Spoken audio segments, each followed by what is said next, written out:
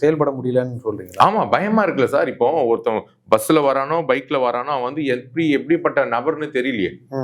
அவன் வந்து any time கஞ்சால இருக்கிறானா, எனி டைம் அவனுடைய போதை வஸ்துக்கள் ட்ரக்ஸ்ல இருக்கிறானா ஒண்ணுமே தெரியல.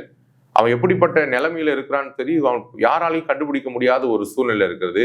அதுக்கு தான் சட்டம் ஒழுங்கை பாதுகாக்கக்கூடிய தமிழக முதல்வர் அவர்கள் இந்த சட்டம் ஒழுங்கு இன்னைக்கு தமிழ்நாட்டுக்கு உருப்படியான நல்ல ஒரு திறமான நல்ல ஒரு சரியான சட்டம் ஒழுங்கு டிஜிபி இன்னும் நியமிக்க முடியவில்லை.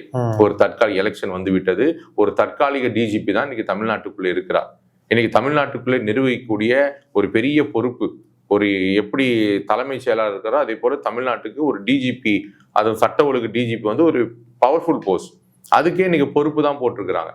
அப்போ பொறுப்பு டிஜிபி வச்சுதான் இன்னைக்கு காலத்தை ஓட்ட வேண்டிய நிலைமை இருக்குதே தவிர, இன்னைக்கு யார் அரசாங்கத்துக்கு சாதகமா இருக்கிறார்களோ அவர்களுக்கு பதவி கொடுப்பார்கள். காவல்துறை கை கட்டி போட்டிருக்கிறது. ஆனால் இதே ஜெயலலிதா அம்மையாருடைய ஆட்சியில இப்படி கிடையாது. காவல்துறை நடுங்குவார்கள்.